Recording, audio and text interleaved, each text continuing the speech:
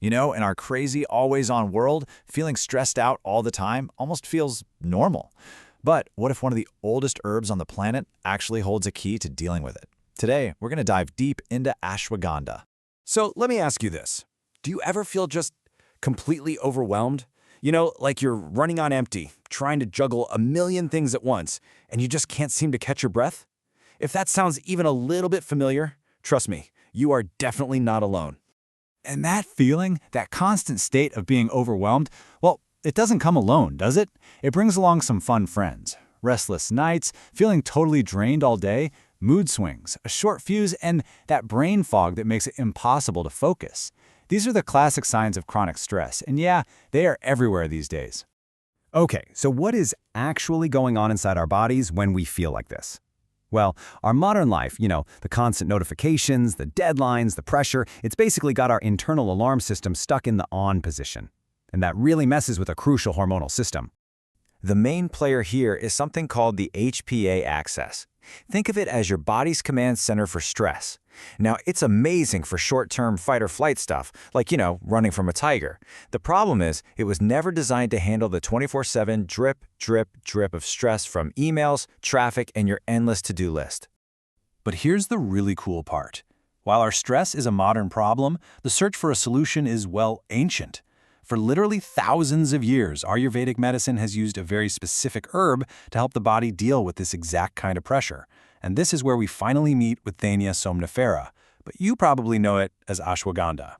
And listen, this isn't some new wellness trend that just popped up on social media. Ashwagandha has a history that goes back over 3,000 years. It's mentioned in some of the most foundational Ayurvedic texts, where it was called a rasayana, which is basically a top-tier rejuvenating herb for vitality and a long life. It was also known as a vajikarna, or aphrodisiac, way before it became the popular supplement it is today. And get this, even its name tells you something about its power. In Sanskrit, ashwagandha literally means smell of the horse. The idea was that taking it could give you the strength and the stamina of a stallion. Kinda cool, right? So this brings us to a really important word, adaptogen. Ashwagandha is one of the most famous adaptogens out there. And they don't just, block one thing in your body. They're way smarter than that. They actually help your body become more resilient and adapt to stress, sort of gently nudging your systems back toward balance. Okay, so how in the world does an ancient herb actually bring a sense of calm to a modern, stressed-out body? Let's connect that ancient wisdom with what modern science is telling us and see what's really going on under the hood. Okay, so remember that HPA axis we mentioned? Here's the play-by-play of how that stress loop works. First, your brain perceives a threat. It could be a looming deadline or just a scary movie. That sends a signal down the chain of command, which ultimately tells your adrenal glands, hey, release cortisol. And that cortisol is what kicks your body into high alert mode. And this is where ashwagandha comes into the picture. The active compounds inside it, these things called withanolides, seem to help regulate that entire process. Think of it less like a sledgehammer that just shuts the system down and more like a really smart thermostat. It helps dial down the cortisol and keeps that whole HPA axis from getting stuck in the on position. So we've got thousands of years of traditional use and a pretty good idea of how it might work biologically. But the real question is, does it actually work? Let's take a look at what the modern, gold standard scientific studies, the ones that tested against a placebo, have to say. A lot of the modern buzz really goes back to this landmark study from 2012. Researchers gathered a group of adults who were dealing with serious chronic stress, and they gave them a very specific high-concentration extract of ashwagandha root called KSM-66. And the results? Honestly, they were pretty staggering.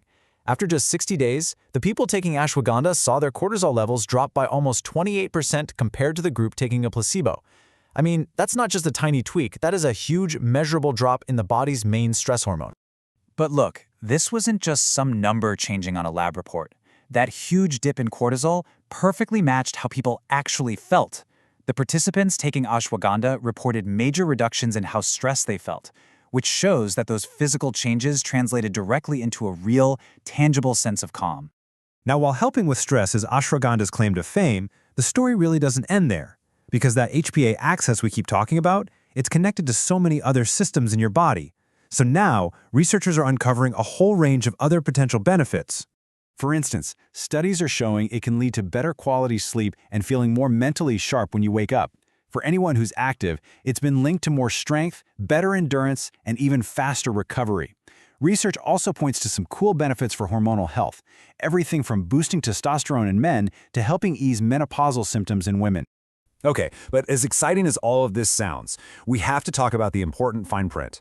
Like anything that has a real, powerful effect on your body, ashwagandha isn't for absolutely everyone, and you've got to be smart about it.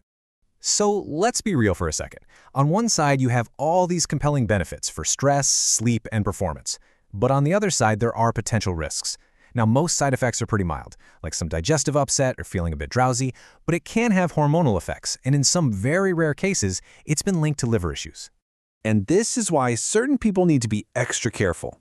Anyone who is pregnant or breastfeeding, people with specific autoimmune conditions, or certain hormone-sensitive cancers. It can also mess with some medications. So, the bottom line, the #1 rule is simple. Please always talk to your doctor before you start taking any new supplement.